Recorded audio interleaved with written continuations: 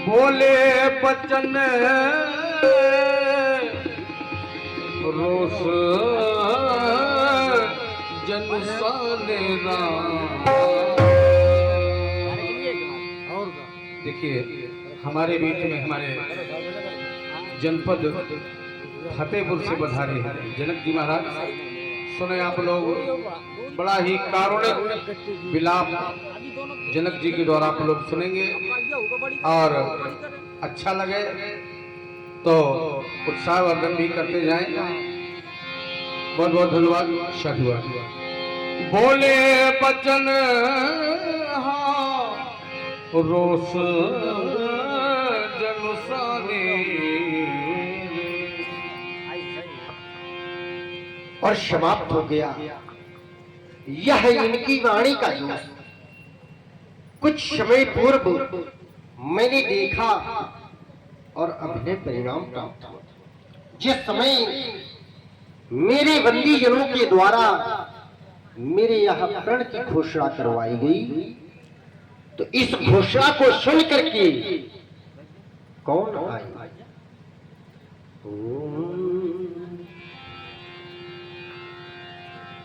क्योंकि दीप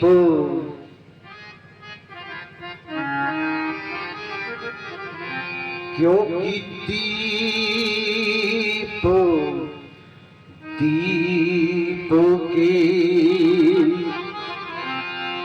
ये भूपति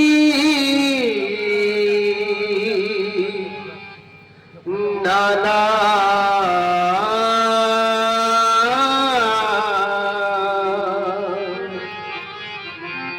और ये आए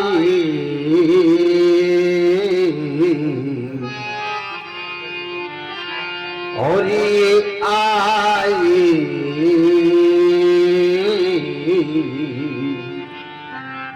हम जो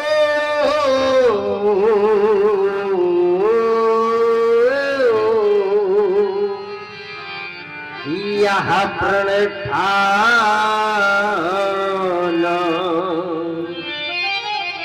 मेरी इस प्रतिज्ञा को सुन करके यह महिपाल एक एक करके आए और अपने बल का प्रयोग इस अजगों पर करने लगे। परंतु ये राजा जब इस अजगों को नहीं उठा पाए तो अपने अपने स्थानों में जा जा करके बैठ गए। कुछ समय के बाद मैंने देखा कि वही पराजित महिपाल अब 10,000 की संख्या में आए कि भूप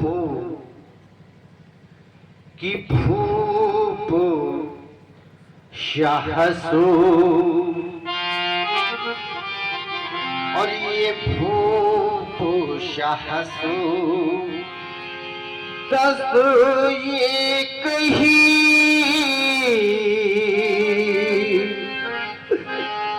वारा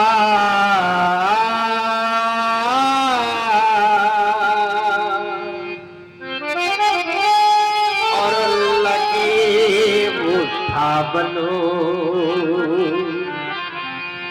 ये 10,000 राजा अपने बल का प्रयोग एक साथ करने लगे कि लगे मुठा मनो।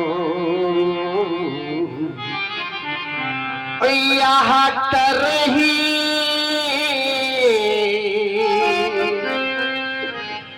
नटारा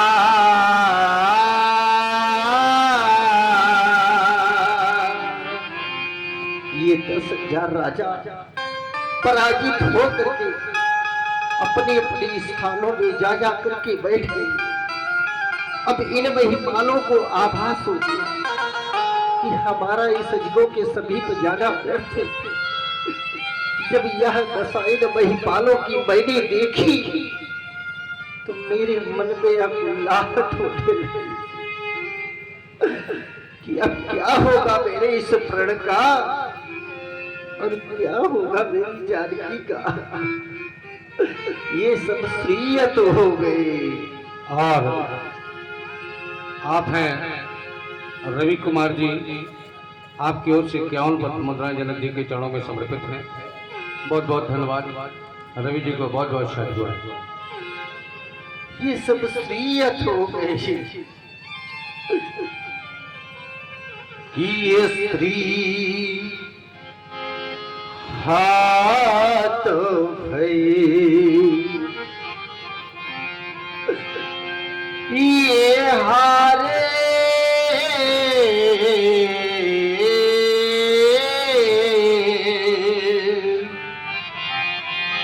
ये राजा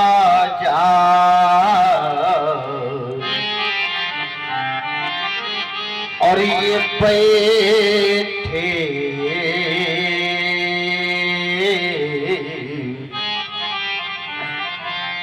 जब कोई व्यक्ति किसी स्थान पर हारी मान जाता है तो उठ करके चला जाता है, लेकिन जब मैंने देखा तो पाया क्या कि ये बैठे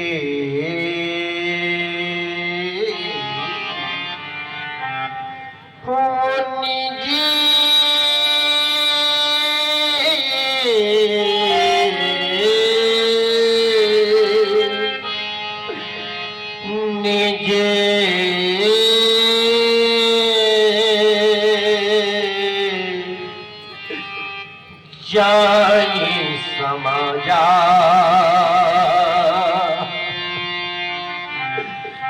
बैठे बिजली जाए समाजा, सब कुछ समाप्त हो गया।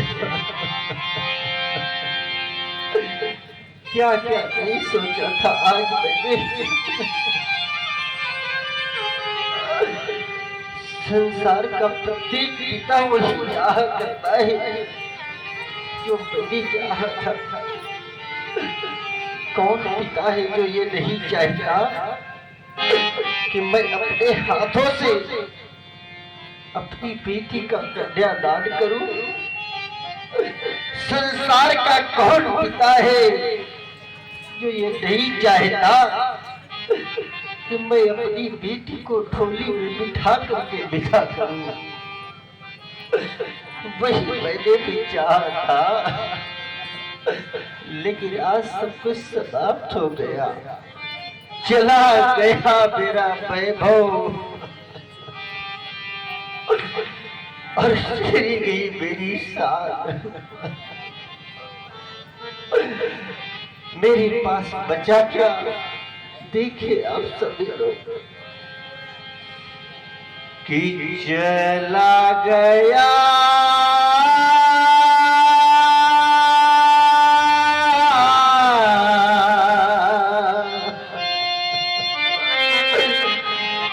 मेरी प्रण की पूर्ति नहीं हुई। चलो कोई बात नहीं,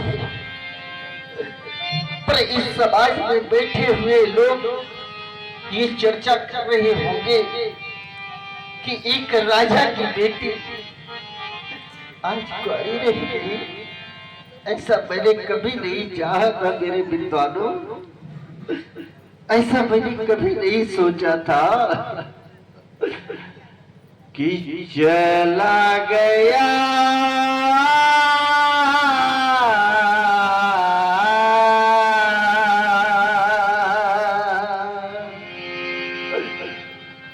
और शबे पे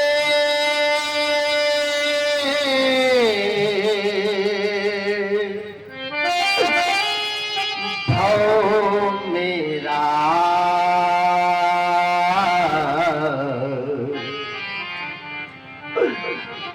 और ये रहे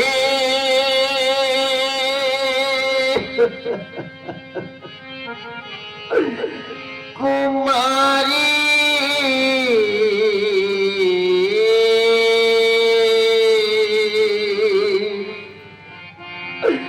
ये राज दुलारी।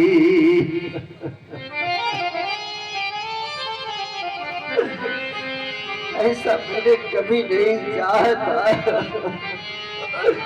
अरे देश देशांतर से आए हुए नेपालो महिपालो, एक बार मेरी बेटी की ओर देखा होता, विचार किया होता, अरे कम से कम एक बार सोचा तो होता कि देखो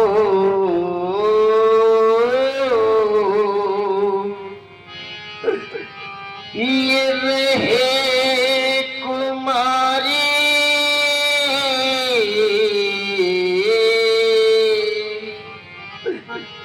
और ये राज दुलारी।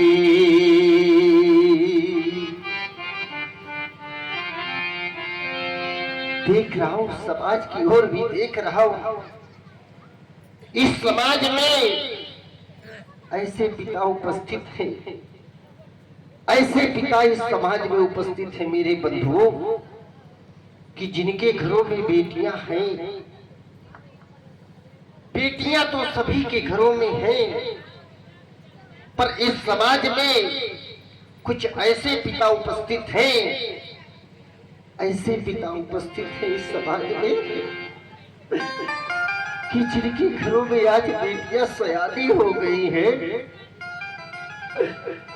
विवाह योग्य हो गई है। पूछो उस पिता के हृदय से, जिस पिता के घर में बेटी सयानी हो गई हो, रातों निद्रा नहीं आती है। क्या जानेंगे वो लोग? ऐसे लोग नहीं जाना करते। कैसे लोग? कि जिनने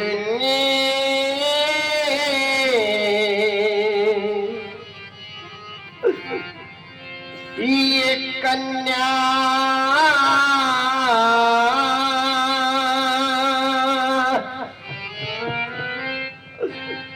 और जाई नहीं तो वही कन्या का दुख क्या जाने। और जिन पर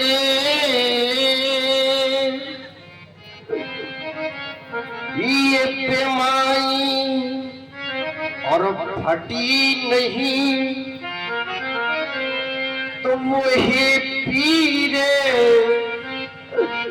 परा क्या जाने।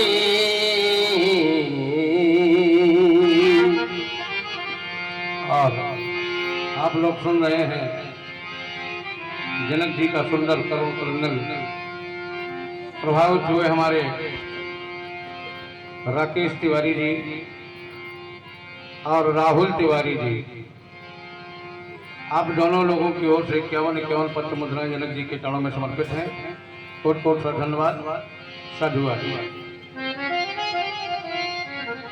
जिस समय बेटी अपनी ससुराल को जाती है, आप सभी ने देखा होगा, जिस समय प्रथम बार ये बेटी अपने ससुराल को जाती है, आप सभी ने देखा होगा, सबसे पहले वो बेटी अपनी उस माँ के पास पहुंचती है जिस माँ ने उस बेटी को जन्म दिया है,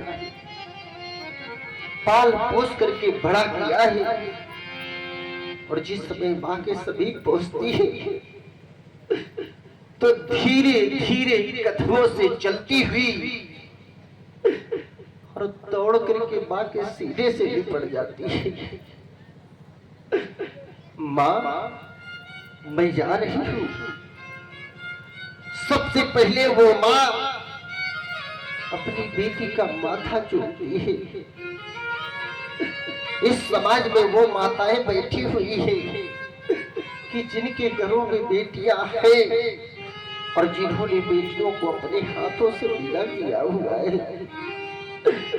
तो वो माँ अपनी बेटी का माथा चूमती है और प्यार भरा, स्नेह भरा हाथ बेटी के सिर पर फिराती है और पागलों की तरह अपनी बेटी को सीने से लगा करके वो माँ बेचारी फूट फूट करके रोने लगती है। जिस बेटी को मैंने पाल पोस करके बड़ा किया, आज वही बेटी मुझे छोड़ करके जा रही है। मेरा आंगन सूना हो जाएगा। बेटी कभी बहनों से तो कभी घर परिवार के लोगों से लिपट करके आंसू बहाती है। आप सभी ने देखा होगा। तभी पीछे से एक आवाज आती है, चलो भाई विदाई का समय हो रहा है। जिस समय बेटी की विदाई होती है तो वहां पर भीड़ इकट्ठा हो जाती है और उसी भीड़ में से आवाज आती है, चलो भाई विदाई का समय हो रहा है। और जैसे बेटी ने सुना, बेटी कहती है, भैया थोड़ी देर और ठहरो, थोड़ी देर और ठहरो। फिर पीछे से आवाज आती है, क्या हुआ, अभी किसी से मिलना बाकी है? बेटी कहती है, हाँ, मैंने बिल तो सभी से लिया है और सभी को मैंने देख लिया है, पर कोई एक बार मेरे पिताजी को बुला ले। याद रख लेना मेरे बंधु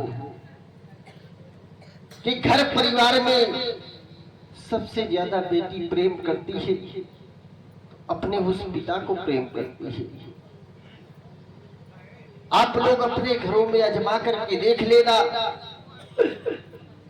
पिता जब बाहर से आता है और घर में सारे सदस्य उपस्थित हों और कह देता है मुझे प्यास लगी है,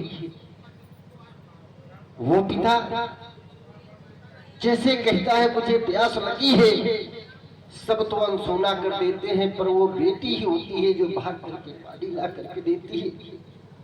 आप लोग अपने घरों में आजमा करके देख लेना। और वही बेटी कहती है, एक बार मेरे पिताजी को बुला दो। जिस समय ये संदेशा उस पिता के पास पहुंचता है जो मेहमानों पर व्यस्त होता है, तुम्हारी बेटी ससुराल जा रही है, विदा हो रही है, एक बार जाकर के उससे मिल लो। वो पिता खड़े खड़े सोचता है कि जिस समय में बेटी के समीप जाऊंगा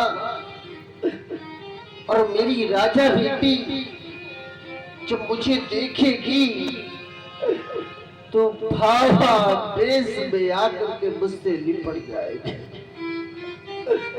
और फूट फूट करके रोएगी। तब मैं कैसे धैर्य बताऊंगा और कैसे मैं धीरज रखूंगा?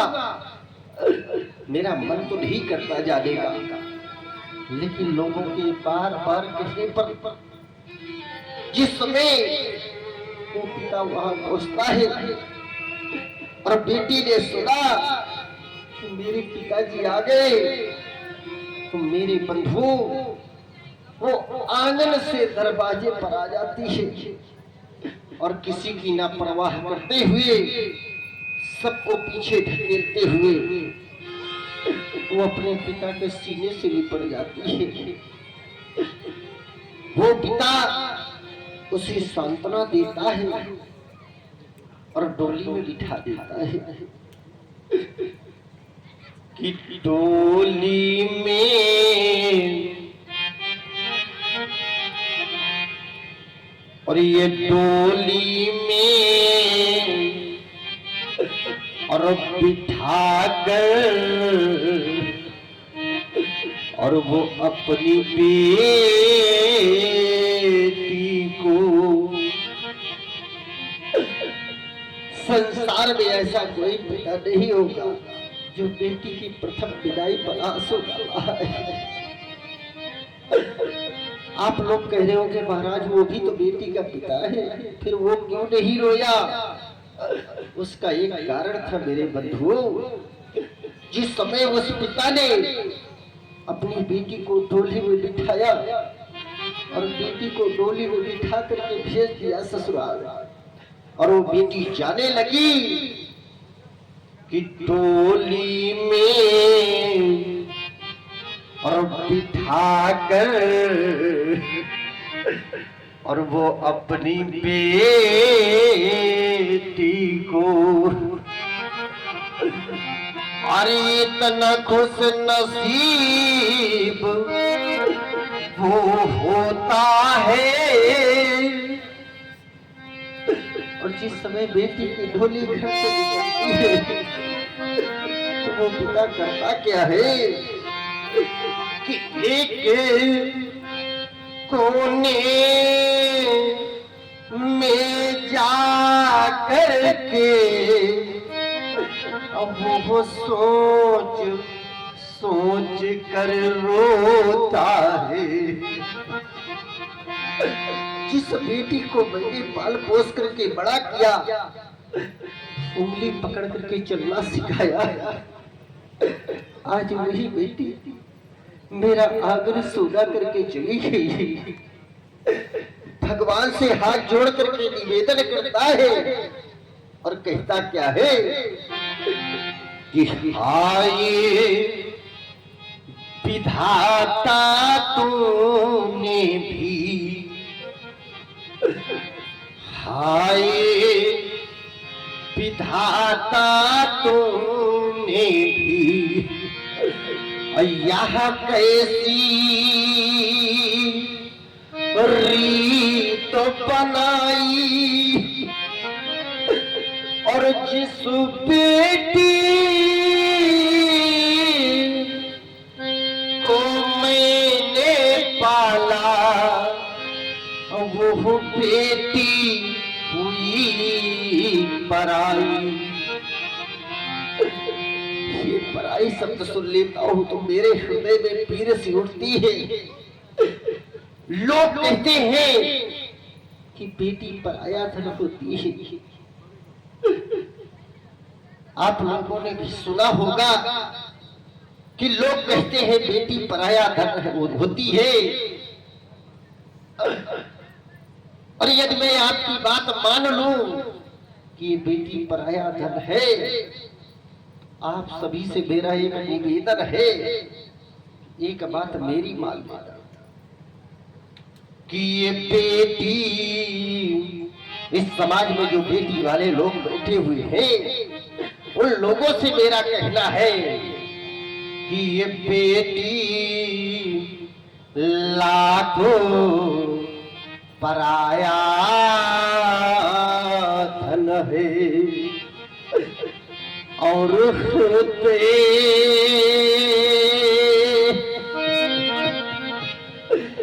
का टुकड़ा होती है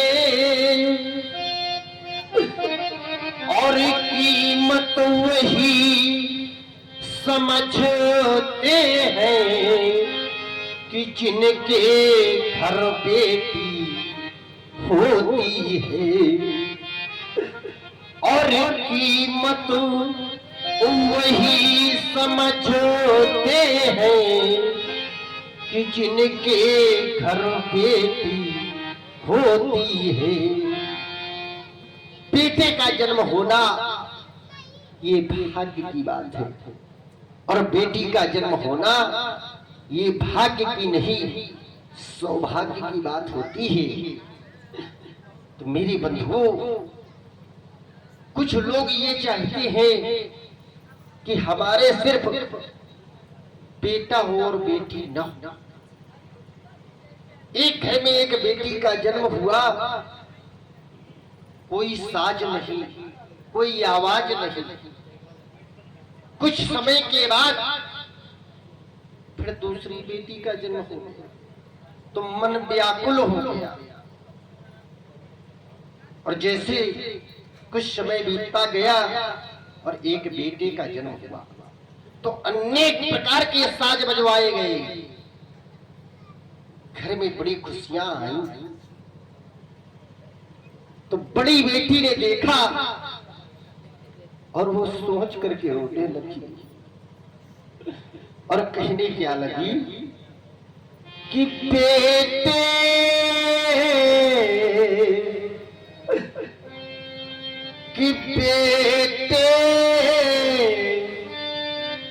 का क्यों मानो है जग में,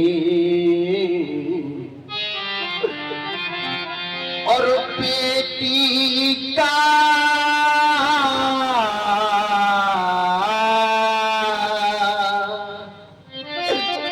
क्यों मान नहीं, और मुझे बताओ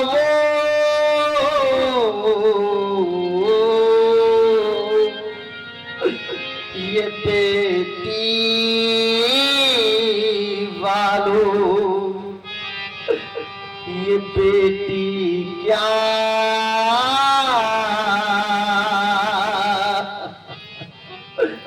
संतान नहीं? वो बेटी मेरी बंधु कहना तो बहुत कुछ चाहता था, लेकिन समय और वक्त नहीं दे रहा। अंतिम वक्ता में कहने जा रहा हूं कि ये राजा आए और उठाने लगे सजगों को। जब नहीं उठा पाए तो मुझे क्रोध आने लगा और कुछ शब्दों में कहने लगा कि अब जन को और ये माथे भट मारी और ये पीरो पिहीन अयम मही मैं जानी। कोई वीर नहीं आया तो अंतिम वक्ता में कहने जा रहा हूं कि तजाहू आसू। आज से आप लोग अपने अपने घरों को प्रस्थान कर जाओ कि तजाहू आसू, अरे तजाहू आसू, और निज निज गृह जाओ। और ये लिखा न विधि और ये पैदे बाबू।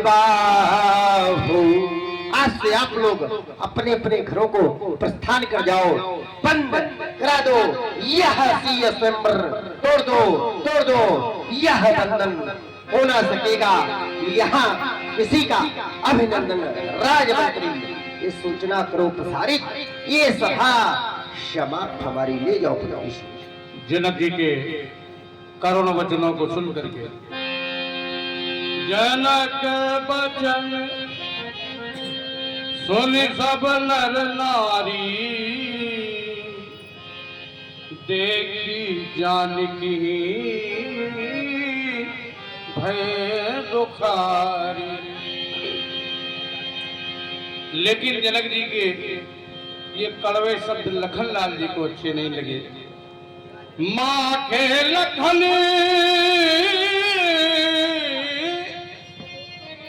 कुटिल भाई भाऊ है,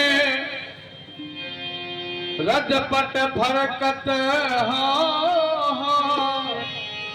नयन संग है।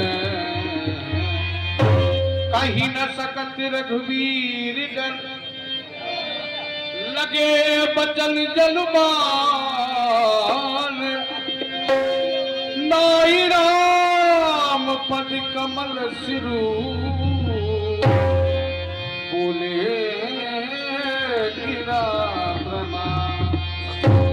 और ये हमारे मान सिंह भैया जो संगीत के बड़े जानकार हैं, हम लोग तो कुछ नहीं है, लोगों को बहुत ज्यादा पैसे हैं, हम लोग तो ऐसे आ जाते हैं। प्रभावित हुए व्यास गद्दी ये जो चौपाई राग भैरवी में गायन हुआ, आपकी ओर से एक पति मुद्रा व्यास पीठ प्रदान है। मान सिंह भैया को कोट कोट धन्यवाद, बहुत बहुत साधु। नाई राम पद कमल सिरो, बोले गिरा प्रभा। आंसू न होते यदि आंखों में, आंसू न होते यदि आंखों में, तो ये आंखें इतनी खूबसूरत न हो। दर्द न होता व्यक्ति के जीवन में, खुशी की कीमत ना होती। मिल जाता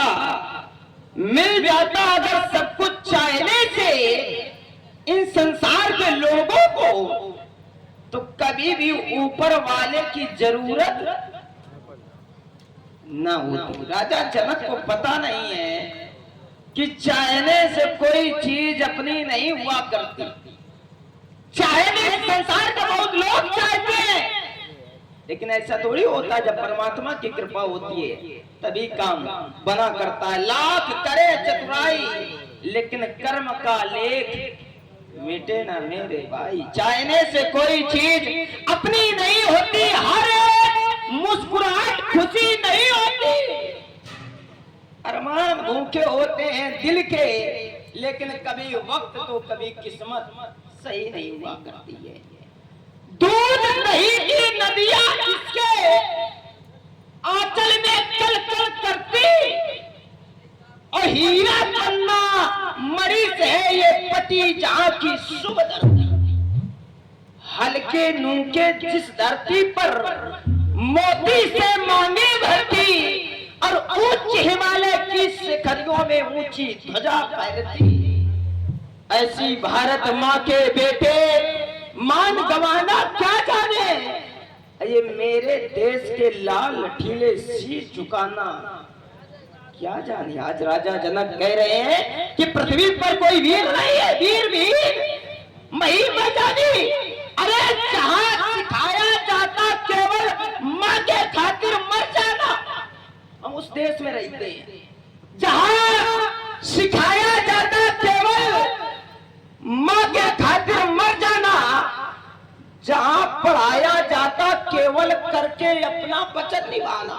रघुकुल रीत सदा चली आई, पर प्राण जाए वर वचन न जाई। जहां सिखाया जाता केवल माँ के खातिर मर जाना, जहां पढ़ाया जाता केवल करके अपना वचन